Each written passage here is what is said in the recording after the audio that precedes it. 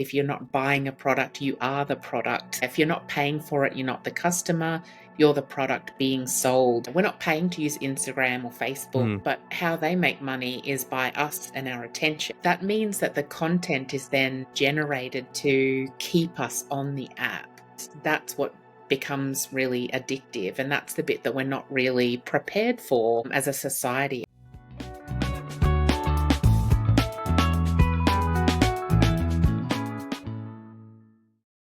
So welcome to the podcast, Leanne. We're very excited to have you here and engage in this conversation.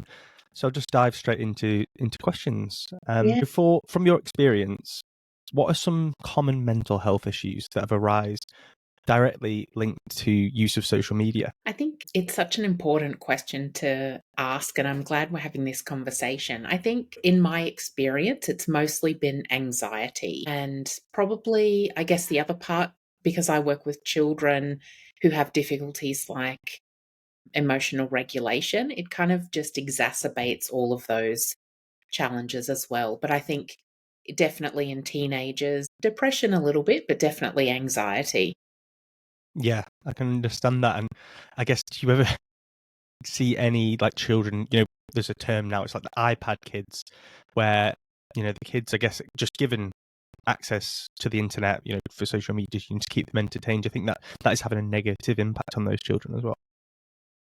Yeah. Yes, definitely. And I do see it a bit, and in my practice, I guess I work with lots of pediatricians as well, and they'll often see kids sitting in the waiting room or in the consult with a phone or a device keeping them busy as well. And I think I'm basing a lot of my answers on a book I recently read called The Anxious Generation by Jonathan Haidt. The challenge is that it's the screen addiction and the screen use, but then it's also what those kids miss out on while they're using their iPad.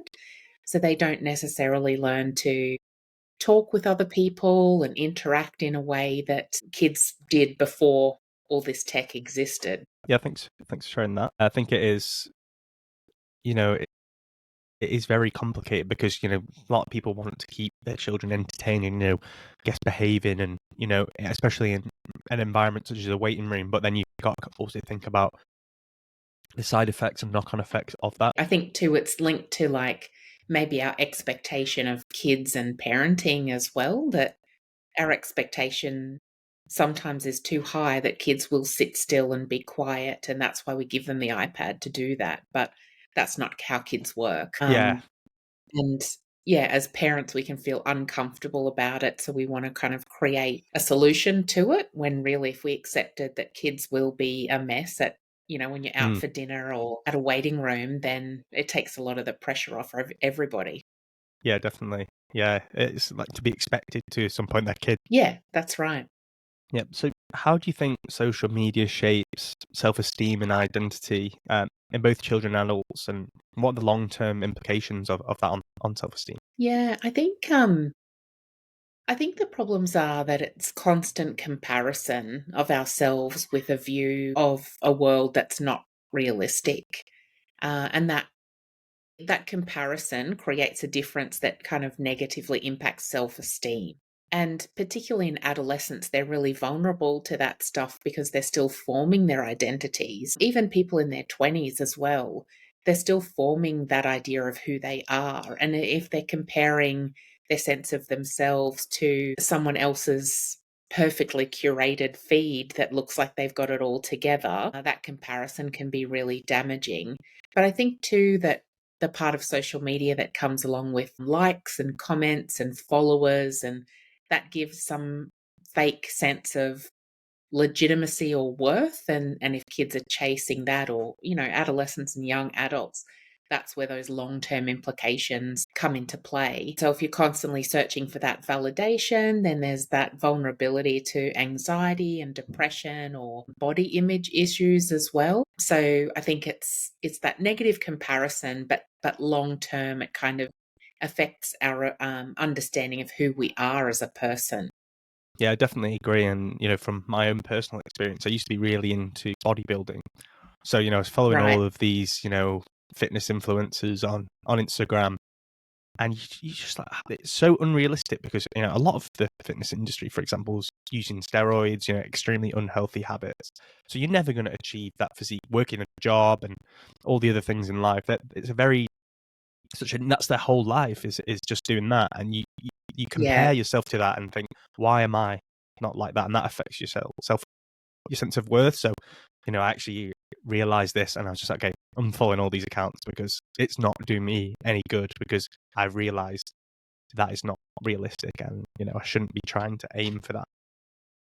Yeah, and I think that's the tricky line with social media, because you probably started out thinking that that's a positive thing to follow those people, and it is if you want to be inspired to be healthier and all of that kind of thing. But sometimes the almost insidious nature of social media is that, yeah, it's not a realistic thing we're looking at, but we can fall into this trap of thinking that we're going to feel better about ourselves and help ourselves, but by following people who are unrealistic or maybe present misinformation, we can end up feeling worse about ourselves than we did in the beginning. So I think my guide is always, like you said just now, if you start to feel bad when you're using social media and following those people, that's a good guide to unfollow and maybe follow people who are more, still pursuing the goals and inspirational to you, but who encourage you and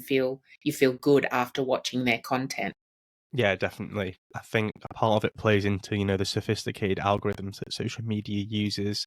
So, you know, if you're engaging with the content, you know, it might not be healthy, but maybe you're liking it or commenting it or saving it or whatever.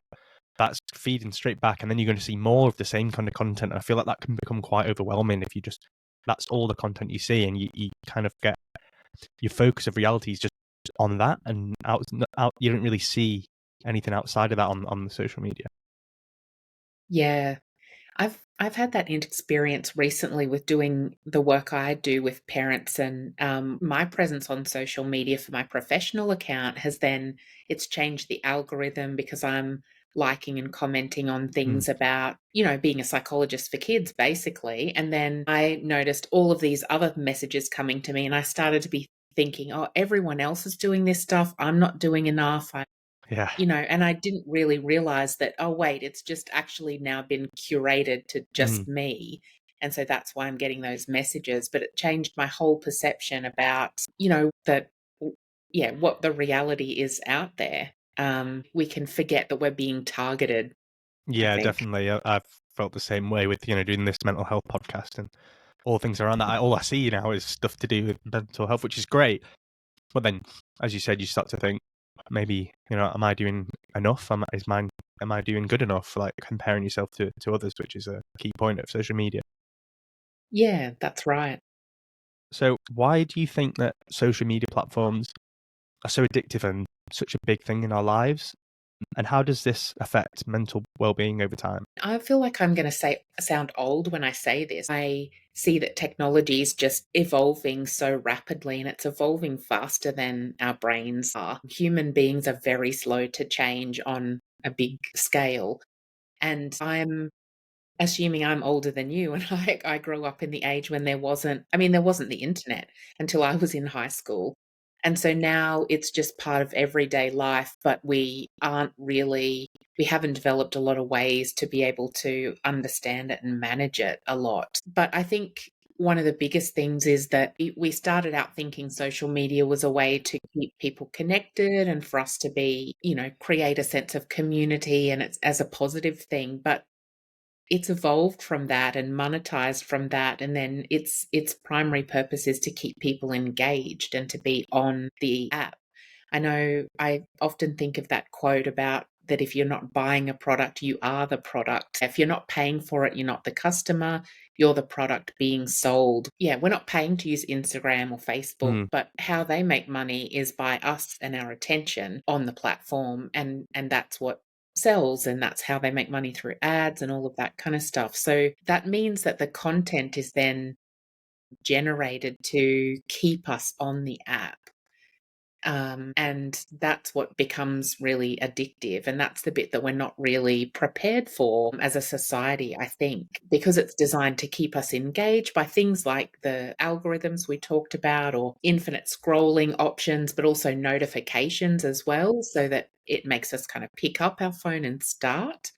That then that constant engagement leads to a dependence on it, and much the way that if people are using drugs or alcohol a lot, then they get this dependence where they feel Mm, unease and negative emotions when they stop using it. So, and then that makes us use it even more. I think that's why it's so addictive, and that effect on our mental health over time is that we may be spending longer and longer each day with that sense of comparison and that anxiety that comes from it. yeah, I agree. Our attention has been commodified by social media Yes. platforms. And, Yep. going back to the point you said about technology is evolving at a greater rate than human evolution, right? So the amount of changes that have happened, even just over my own life, is staggering. Mm, Like you couldn't even imagine, so, like all the things that we have now. And yeah. as you say, with social media, is obviously grabbing our attention. We're the product, and our attention is like the currency. Like, um, Yes. so the thing with these companies, obviously, they have to grow. That the profit incentive is to increase. But how can platforms like this keep making more and more money every year? And that's get grabbing more and more of our attention. And through those Yeah. algorithms, it's guess they're designed just to grab more and more attention, which equals money for them. So it's kind of like a slippery slope, which could just keep getting worse and taking more and more of our attention over time. Yeah, and one of the questions that you raised before, like about this conversation, was about what media companies are doing to kind of help this situation, mental Mm, health and for kids and that kind of thing. And I think the point you've raised about how they're trying, our attention has been commodified. All the apps and are designed. I feel like I sound so old when I say all the apps, like anyway, I'll get out of my own head. But all of it's designed, like you say, to have us pay more and more attention. But I think too the way that people are going, that the companies are going to get more users as well is by starting kids off when they're really young. So I don't think there's that much incentive for them to put in place limitations like age restrictions and all of mhm. that kind of stuff. And that's really topical in Australia at the moment because they are passing laws about changing the age at which kids can access this stuff unless it's actually incorporated into the technology. I don't think it's going to make so much of a difference. And really they are, I would say their goal is to get users from a young age, and that then they're in the funnel and it's more attention over their lifespan. Yeah, definitely. It is scary to think about, and Yeah.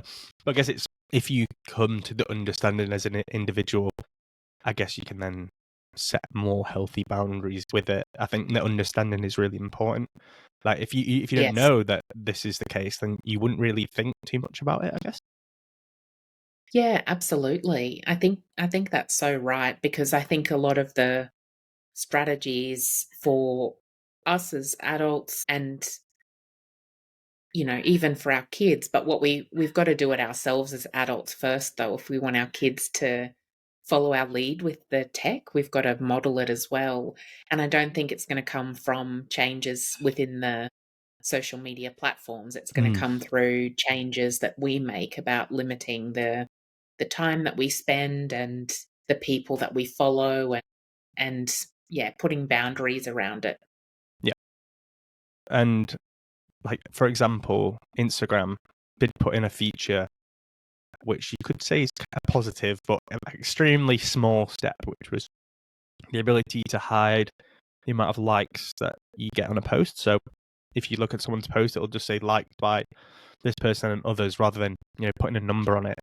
Do you think that's like, Yeah. do you think that's good enough of a step, or do you think a lot more needs to be done? I think, I mean, it's barely a step, isn't it? I think because you could still, like, there's still all those notifications that come through when someone likes your post or something. So, if those things are still there and the follow account is still there, then yeah, it is a small step. I think, I think too, the thing is definitely with adolescents, I don't know if it's the same with young adults, but adolescents compare and look on each other's phones as well. And so often, one of the problems with teenagers and limiting their phone use is that if you put those parental controls on, they may be using their phone and a friend says, "Oh, you've got parental controls. Oh my gosh, that's so Mm, uncool."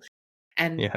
that's a negative thing. So I imagine that teenagers will be doing the same kind of thing with Mm, Instagram as well. Like, "Oh, why did you do that?" And yeah, so it's a step, I guess, but again, I think the real change is gonna come with how we approach it as individuals and then as a society as well.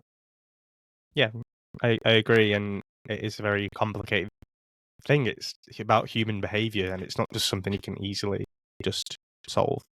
But what would you Yeah, say? that's right. Yeah, what would you say some of the warning signs are of someone who's using social media a lot and it's negatively affecting their mental health? I think one part is that preoccupation with the validation. So if people seem to be really concerned about how many likes their post got, or oh, I haven't posted today, that kind of stuff, that's a really big sign. But there will be probably some signs of the early changes that lead to mental health difficulties as well. So, one of the things might be mood swings after using social media. And so, maybe it's that feeling good. And then when you stop, feeling really down. Sleep disturbances is another thing. And so, it's a sign of kind of things playing on your mind. And the other things, like increased anxiety and depression as well. When people have anxiety and depression, there's often the things that we recommend as psychologists are environmental changes. So it's thinking about, well, how is your sleep? How is your diet? How is your level of activity? And now we would be thinking about what's your social media use like and how much technology are you using as well. So turning that the other way, if you're having lifestyle changes or difficulties, that can be an indication of too much screen time. Then probably withdrawing from face-to-face interactions as well and spending more time Mm, on social media is another thing to watch out for. yeah, definitely. I know a few people that, I mean, to be fair, I used to be guilty of it when I was younger as well, which was, for example, people posting stuff on Instagram and then if it doesn't get enough likes, deleting it and reposting it at a different time, or waiting for Mm, a specific like popular kind of time, after people are free so that it'll get more likes, for example. And then, yeah, now I think, oh, that's really just sad for them, like that they feel like they need that validation to do that, because now I really don't care. But I guess yeah, when you're younger and you're more susceptible to how you present yourself, I guess. yeah.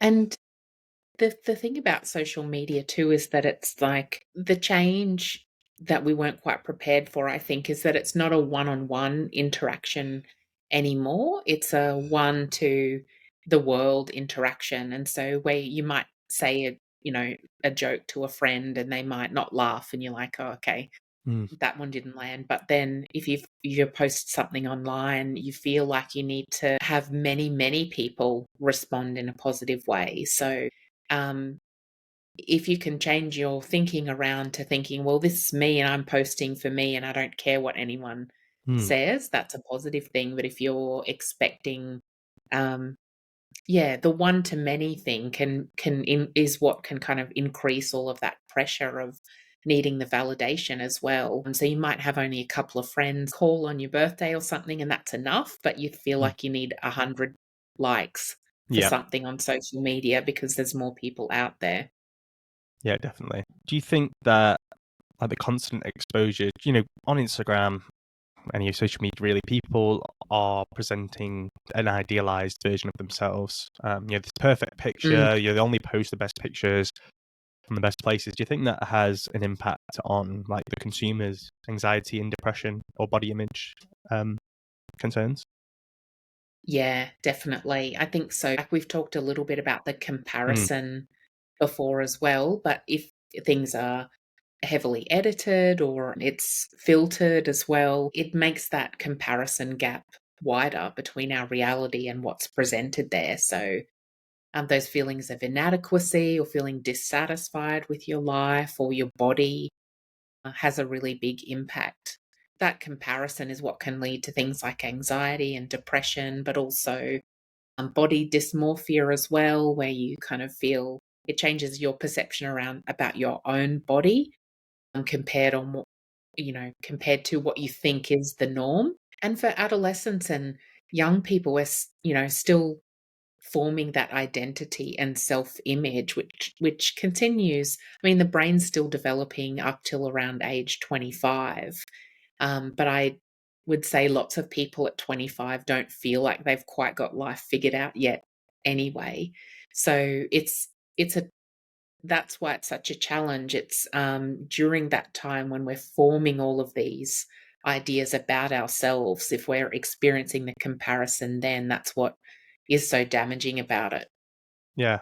Well, there's a quote which is comparison is the thief of joy. I'm not even sure who it's by, but I think it is very important because Yep. you don't know like what's going on in someone else's life. So, for example, I love going on holiday. It's like probably the main thing that I like to do.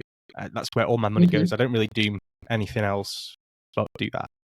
And Right. I get messages on Instagram saying, how do you afford these holidays? Basically, in a sense, I feel like they're saying like, how do you do this? Why are you doing all these good things and I'm not?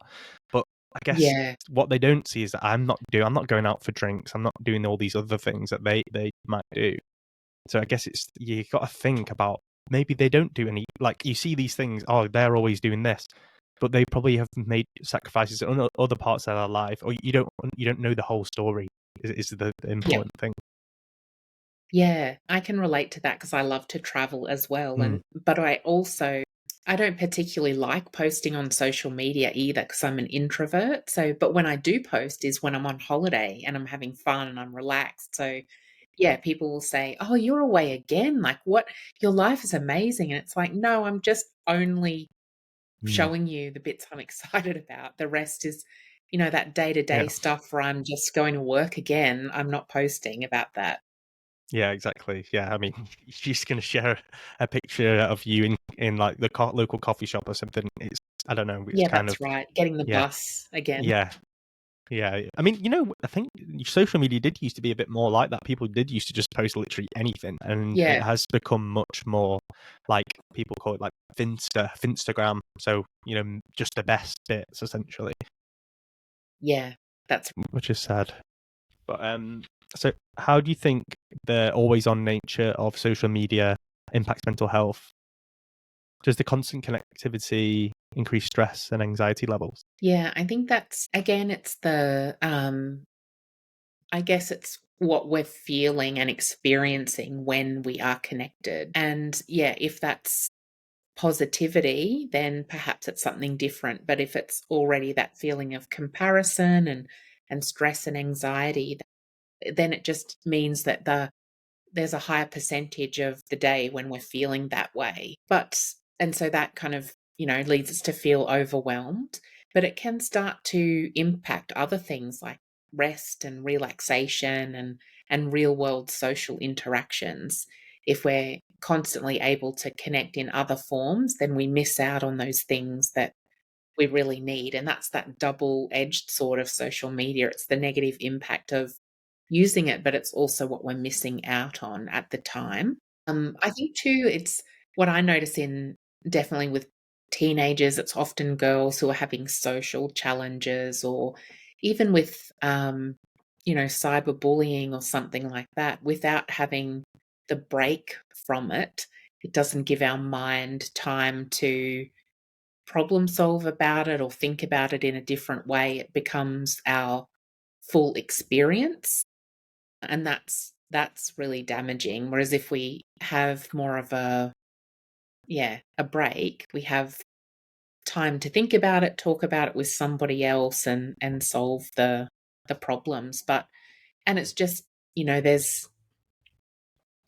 it's designed to make us want to use it, and Mm. there's no real off switch unless we choose it. So yeah, it's just constantly there.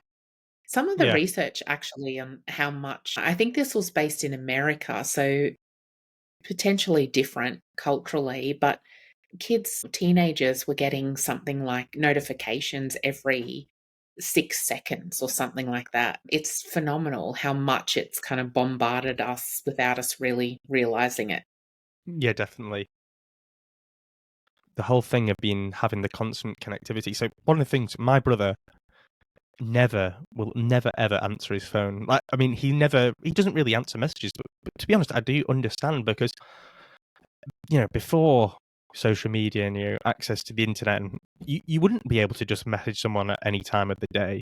And Yeah. sometimes I do feel overwhelmed when I've got a lot of people messaging me, and I just want to like live and just do what I'm doing and not be like have all these things and people waiting on me to reply.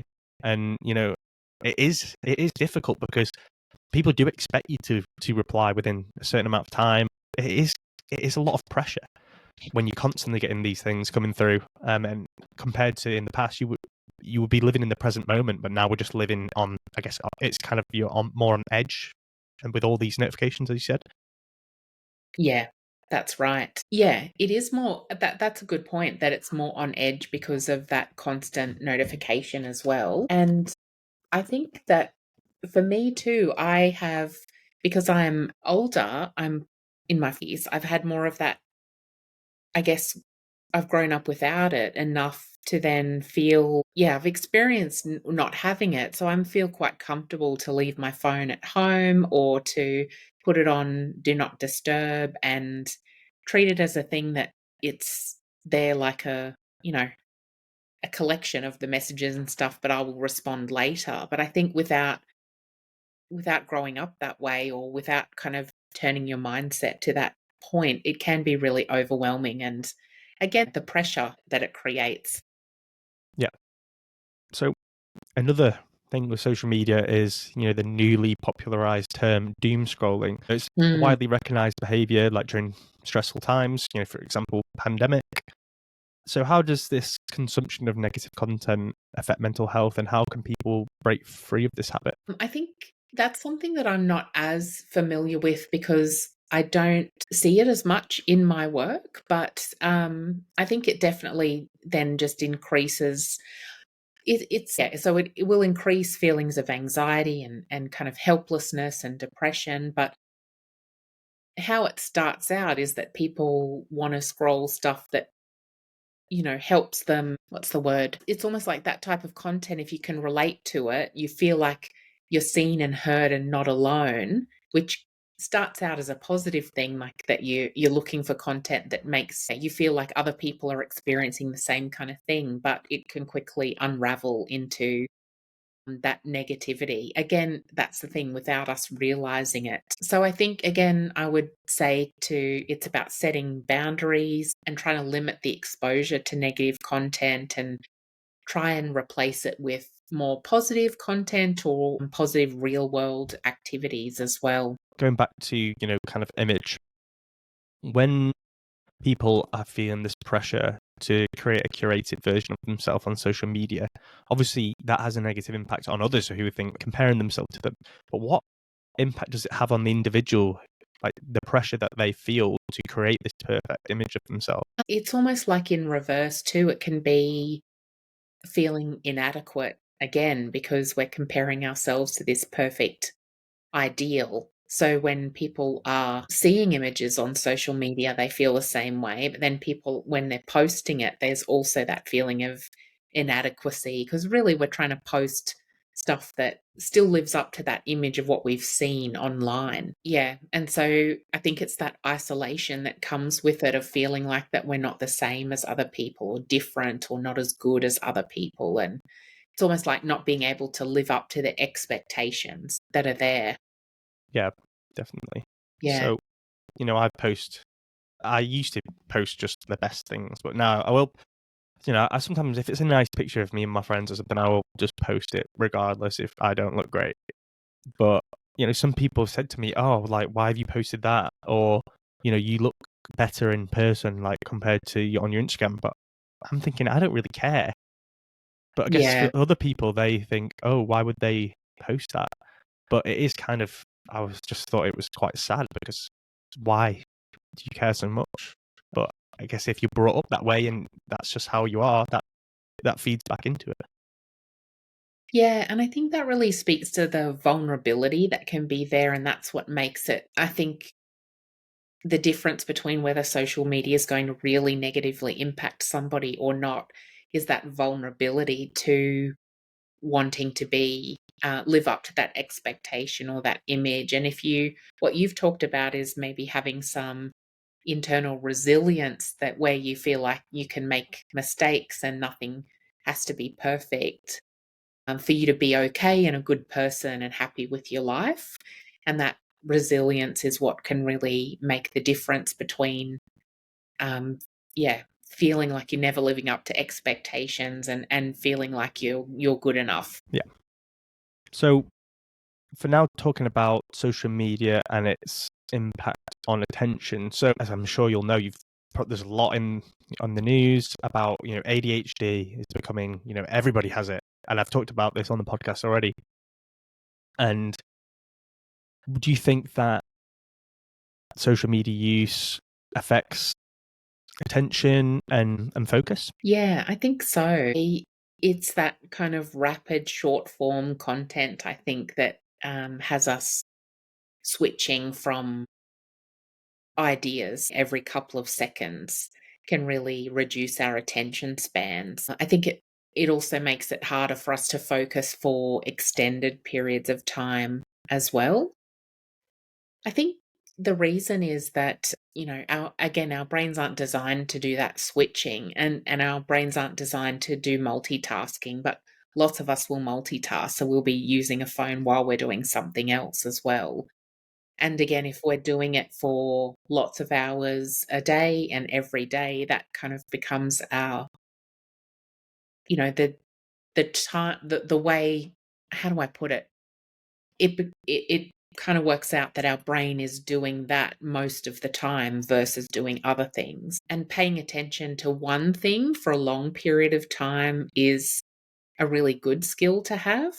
That's almost the opposite of things like, YouTube Shorts and Instagram Reels and TikTok. If our brains get used to the other way of doing things, it can reduce our productivity. And the thing is, too, heightened anxiety. When we're anxious, our productivity and attention drops down as well. So if it's teaching our brains to not pay attention and we're anxious, it has that double effect Mm, again.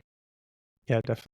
Yeah. So I guess it's, you know, I've seen it's about chasing dopamine, I guess, and Yeah. do our brains just love that like short, like bit of content that we don't have to pay too much attention to, but it's just entertaining us in that moment. Yeah. So I guess as well, I think I've read a book recently. You know, I can't actually remember which one it was, but one of the things they mention in it is that people are uncomfortable with feeling uncomfortable in the sense that if someone goes for a waiting room, like we mentioned before with the iPad kid, um, people won't just sit there and feel uncomfortable just because people feel uncomfortable just sitting with their own thoughts. And instead, you Mm. know, they'll distract themselves with, you know, people just scroll mindlessly on the phone for no real reason other than just to not sit there when not be entertained. So I Yeah. think that Yep. definitely has a big impact on focus, and something that I've tried to do since reading this. I think the book was called How to Do Things You Hate, actually. Okay, awesome. Yeah, so one of the things that they say in the book is they make a conscious effort to try and feel uncomfortable in some situations. So, you know, waiting at a doctor's office, just try to stare at one spot for as long as you can, because I think Right. your focus and attention is something that can be trained. Yes. Yeah. That's awesome. I'm gonna buy that book. I think one of my children needs that. Yeah, I agree with you, and I mean, in psychology too, it's not really that uncomfortable thing, but it's also frustration.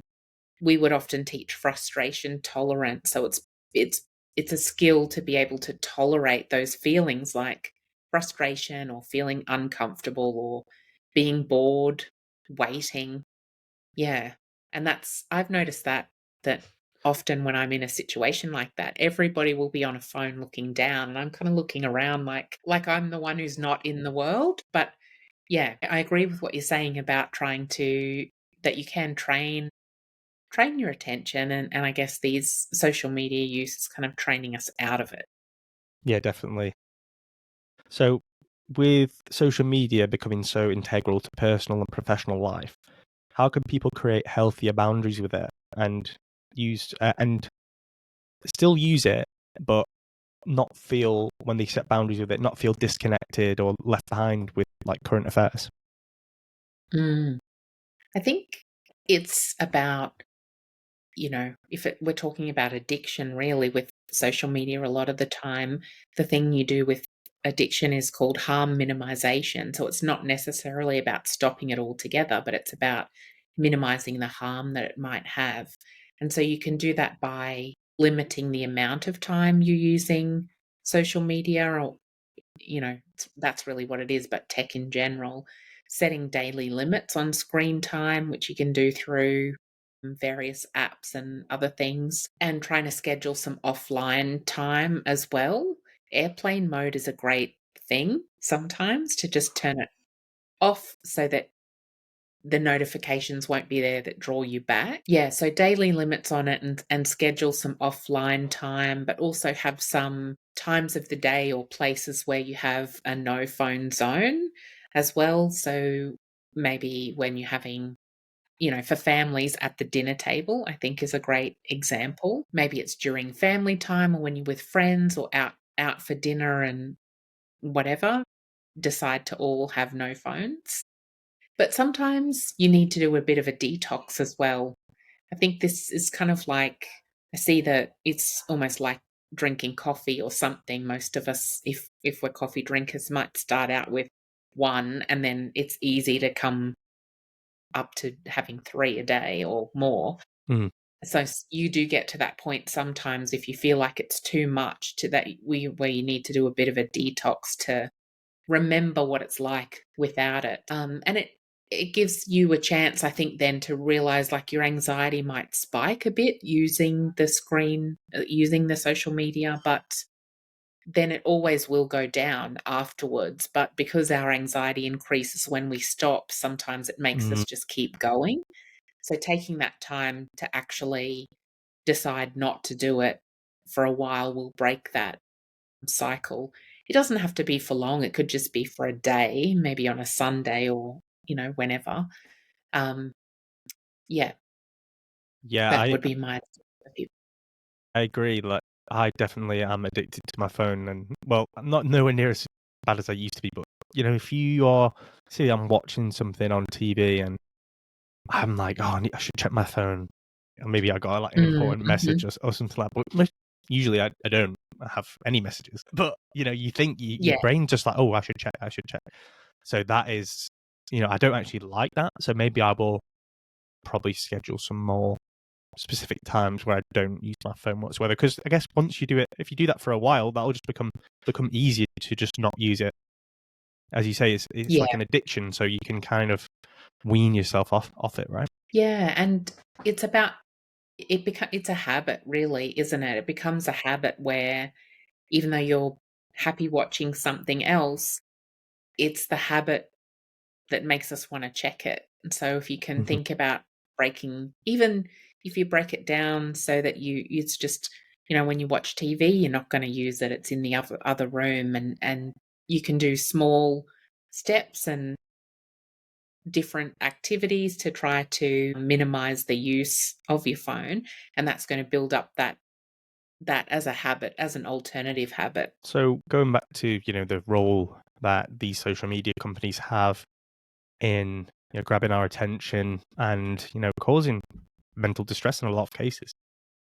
Do you think that they're addressing these problems in any way, or are they failing them? Are they addressing issues such as cyberbullying, misinformation, or mental health stigmas? That's a good question. I think the short answer is probably no. I think again, it's going to be down to us to make those changes. I think they're probably making steps towards it, but not fast enough for us to be able to rely on it. And the biggest thing, I mean, is different for adults, but because I work with kids and adolescents, I'm a strong advocate for parents being able to know what's happening and what people are saying online to their kids so that they can have a conversation with them and they can be the ones that help work through this stuff. But because I work mostly too with kids who do have ADHD or are autistic, I'm aware that there's a whole lot of misinformation out there as well. So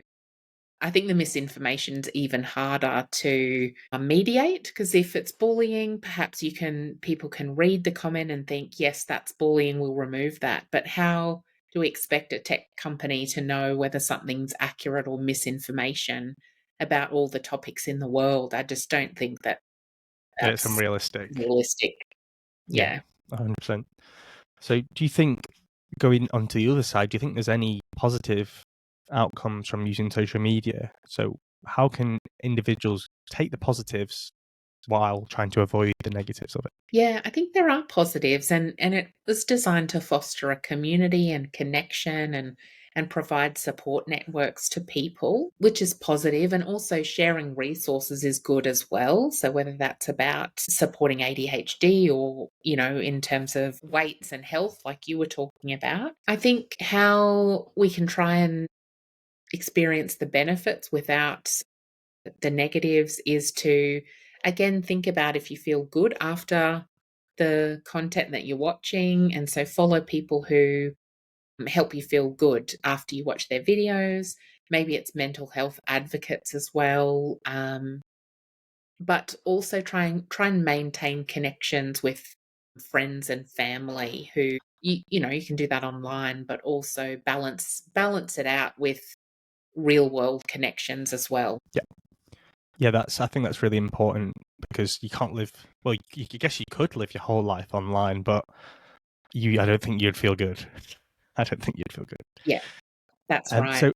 so as yourself, you said you've obviously, mental health professional, you have a lot of your work online, so I'm sure you have social media to spread awareness and resources and, your practice.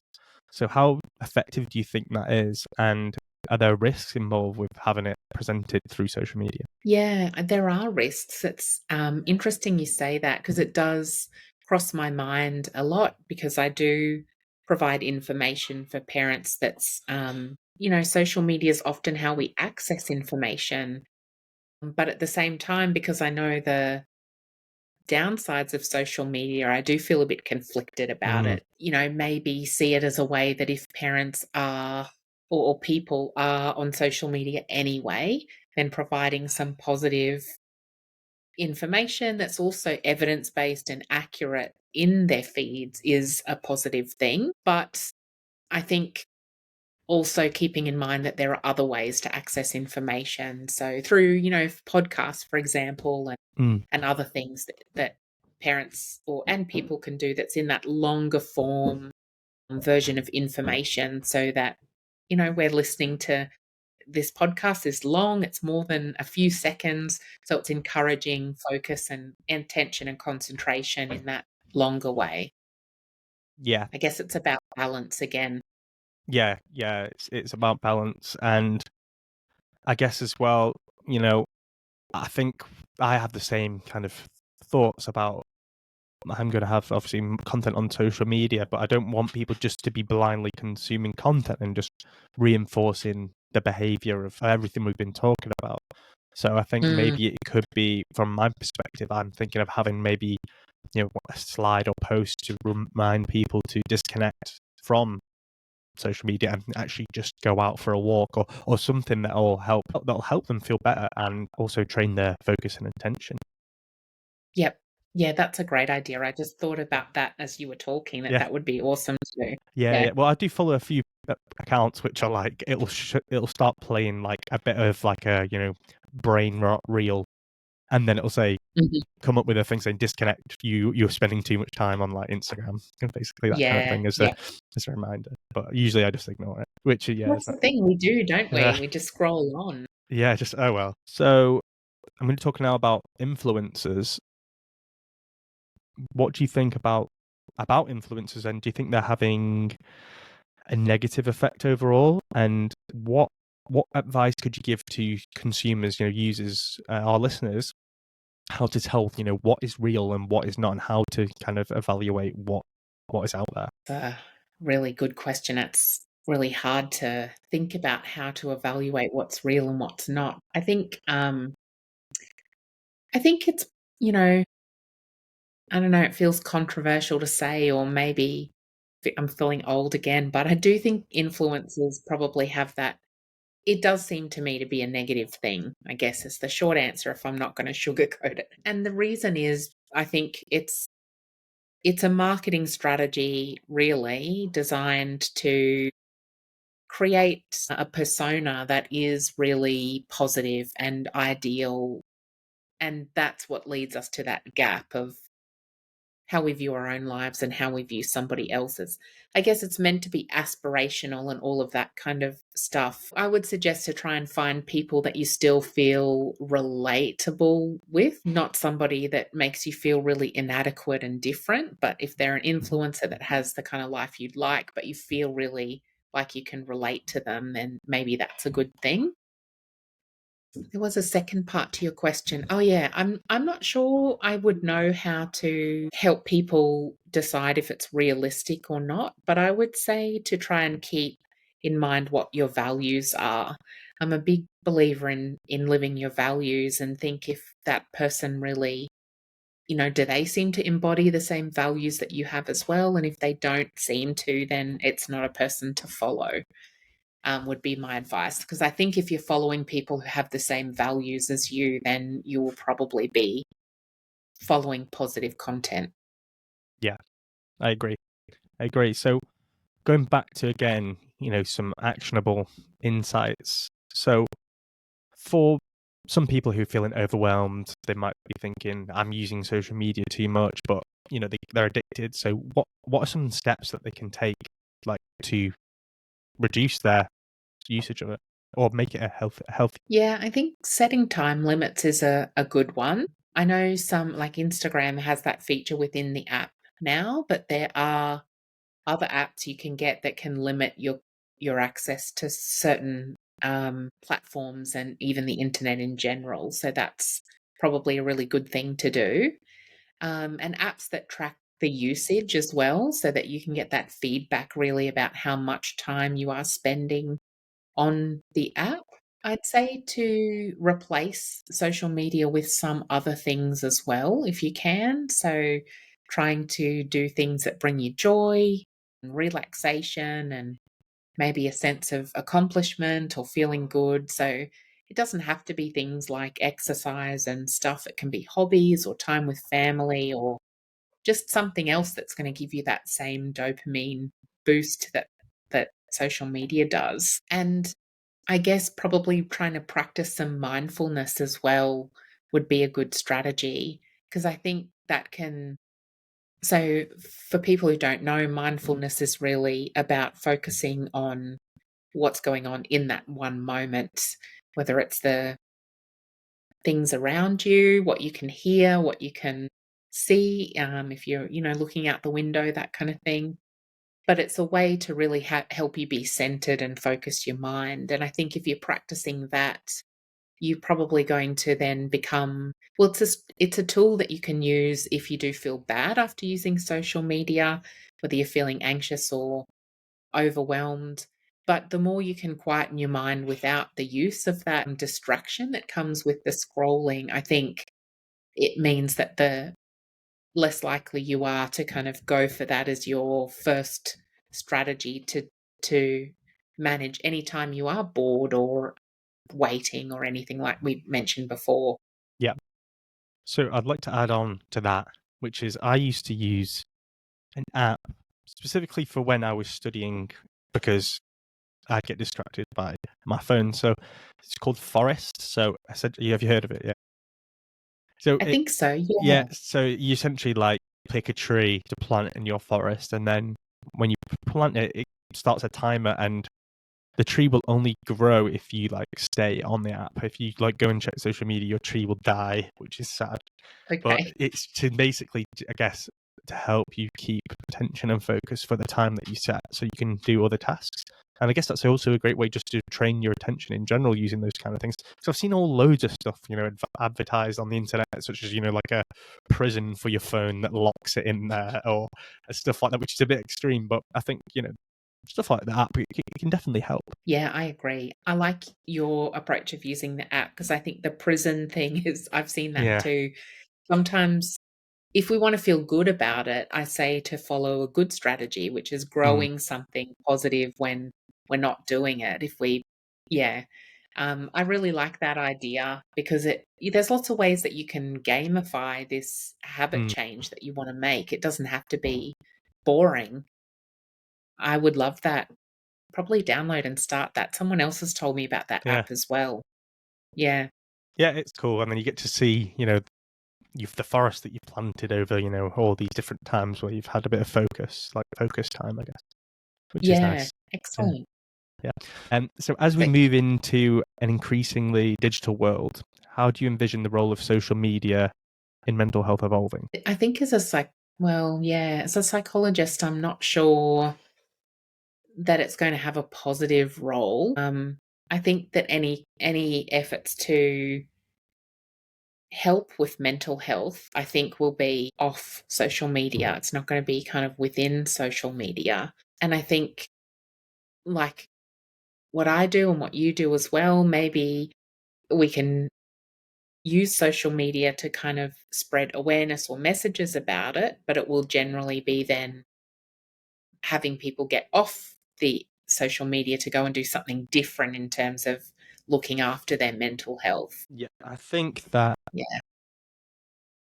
in this day and age now, we're going through like a mental health revolution and people are becoming much more understanding of their own mental health. So maybe in the future, people, I feel like there's a lot more people now who are more conscious about disconnecting and living Mhm. more presently. And, I've seen lots of products out there. For example, one that I'm thinking of getting myself is this. It's a digital camera, but it works like, a film camera, and you can't see the pictures until 24 hours after you take them. So it's guess Okay. being, things like that to make people guess be more present. So maybe there'll be some sort of alternative for social media as well, which doesn't captivate as much as our attention, but guess we'll just have to see. Yeah, I think and again, like, you're right that could be awesome, and I would love that, but I think it's gonna be a disruption of the industry or other providers doing it rather than, Mm, um, Instagram or TikTok changing how they do things. But they yep. may change how they do it after that happens. So that could be a really positive outcome. Yeah, well, hopefully, it'll Mm, probably be much more beneficial to everyone's attention and general mental health as well. So I'll just ask you yeah. one last question, which is for our listeners who might be struggling right now with their mental health or addiction, or what do you have any words of wisdom for what they could do to maybe feel better, or what support to get? I think it's good advice to just think about, well, yeah, if you're talking about social media use, I guess it would be about starting small and making small changes. But if it's mental health, I think there's no bad time to go and seek some help from somebody. There's lots of resources online where I would say to look for like websites that are organizations. There's often free ones from government health departments or that kind of thing that can give some really good advice about what to do. But if you want to go and see somebody, whether it's a psychologist or a counselor or anybody, even a doctor in Australia, seeing a general practitioner is a really great first step. And that's often what men do rather than see a psychologist. So that's an option as well. Nobody is ever going to think it's like, what are you complaining about? This is not a big deal. And that's often what can hold people back from seeking help. If you feel dissatisfied about your life, people are there waiting to help you feel better about it. It doesn't have to be a big disaster. You can just, talk to somebody about how you're feeling and they will want to help. I think talking to friends is really good as well. And often we can feel like, I don't know if you've had this experience, but often when you do talk to a friend, they will open up about very similar things to you as well. And sometimes it just takes the first person to Mm. start the conversation and talk about it. They might not know what you can do, or, so you may still need to see somebody for some professional help. But yeah, try talking with a friend. They're probably going to listen. They're probably going to say they felt the same kind of things, and you'll feel more connected then. Yeah, 100%. Yeah.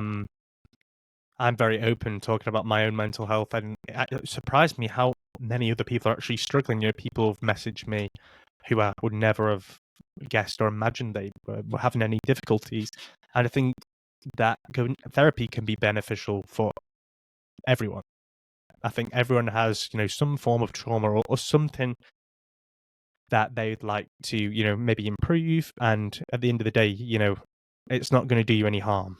So just go out there and, yeah, just seek to better yourself, and you might learn something about yourself as well. Yeah, that's a good point, that it can also be about creating resilience and strong mental health as well. So you don't have to go when you're feeling crap. You can also go and just seek to want to do things better and feel more positive. Yeah. Well, thank you so much, Leanne, for coming on the podcast today. It's been a really interesting conversation. So, yeah, everyone, thank you for listening, and until next time.